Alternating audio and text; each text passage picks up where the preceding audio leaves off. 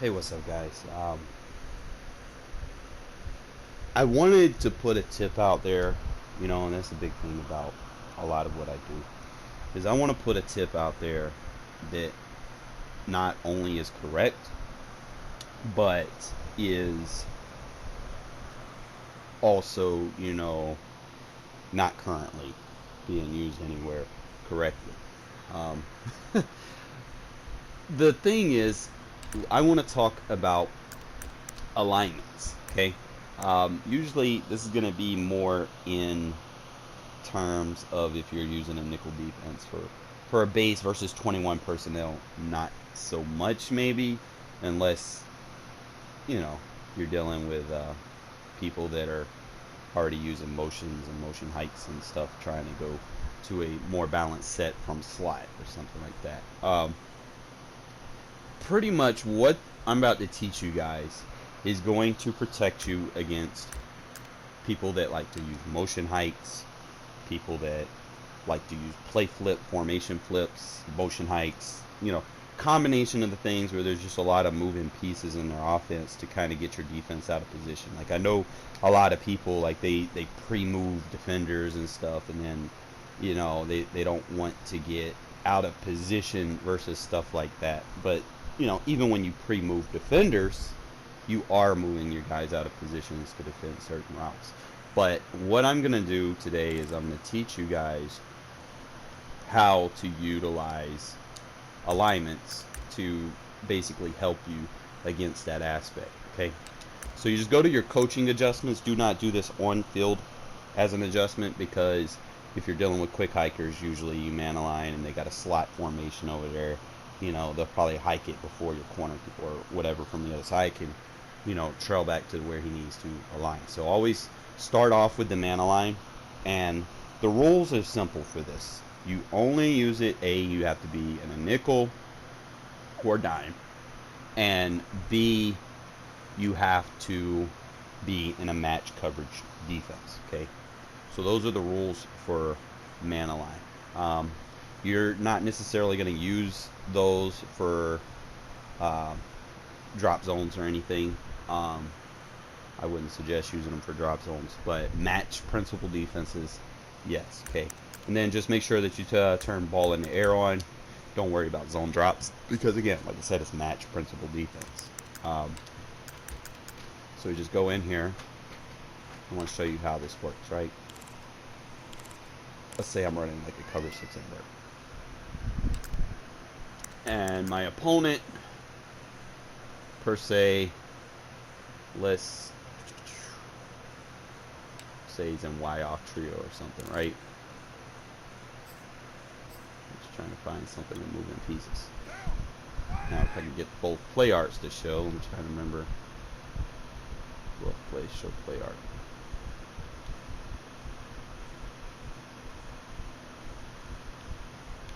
Okay, so that's the play art, right? So when I flip the play, notice how the zones change. Looks like man coverage, and I don't have to worry about play flippers. My defense is automatically going to match up correctly when they use play flips. Okay, so I'm not going to have to waste an adjustment to worry about oh shit, they flipped the play. Now I need to do this. And usually they'll play flip, and then if you've moved defenders already, you're out of position, right?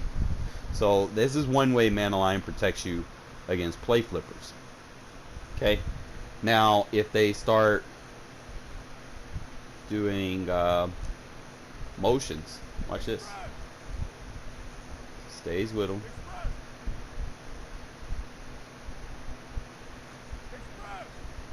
And the moving pieces will stay. Like if you're in match coverage, like moving pieces will be where they need to be for the most part.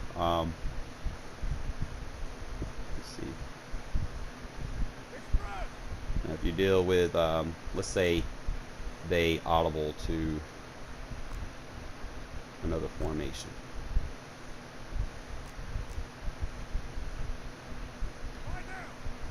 Defense is going to match up. Anytime they do motions or anything, it's going to match up. And the only thing you'll have to worry about when you're setting your defense up, you don't have to worry about setting up your zones or changing your coverages behind it, because like I said, it's match principle defense. They're going to man up first, and they're going to play their zones. And then, like I said, the only thing you have to worry about on defense as far as you know, setting up is just make sure that you got your slants, your contain, or whatever it is that you're trying to do up front. You kind of just show different defenses here, just to show you how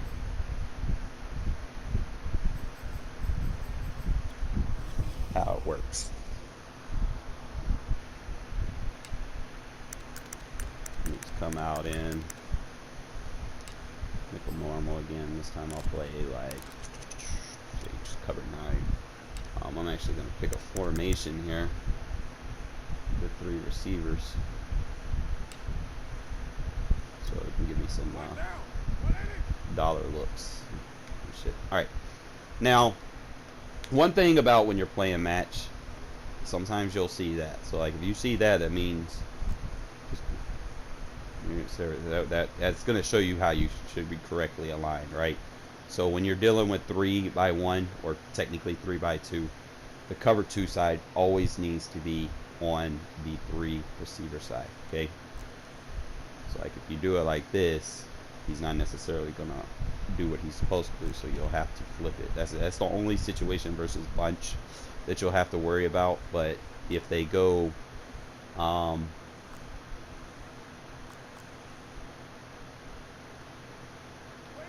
gun tight, notice how the defensive end angle changed. If they go spread wide, notice how everyone matches up where they're supposed to. See how the corner matched up on the receiver? Okay? And they left the tight end, the Y flex, with a linebacker. That's his responsibility. Kind of go back to base. Remember, always make sure the quarter flat is going to be on the running back side in case he needs to drop down, you know, against the swing route or anything like that. And that's really just how it matches. But the main thing I just want to show you guys is, you know, how to protect yourself against this shit when people come out and they try to do all these motions and moving pieces to kind of mess with your defense. And like I said, they go see how they go tray. That's the main thing when you're running cover 6. Just you'll have to flip the play, but other than that, you're good. That's usually the principle for dealing with 3-by-1, 3-by-2 when you're running cover 6. Like I said, it's just make sure the D path is over the 3 receiver side. But other than that, I just, you know, like I said, they start motioning pieces. Kind of get over here real quick. I don't want to hold y'all up too low. Notice how the zones properly change. Okay, so you're not being affected by people that motion or motion height, because you're gonna have alignments that take place. If I motion the next guy, pieces move to where they need to be to match up and protect you. Okay, it's just something that I feel like you guys need to start using. And then now I will get into baseline for the second part, which is gonna do this as a 2-part video.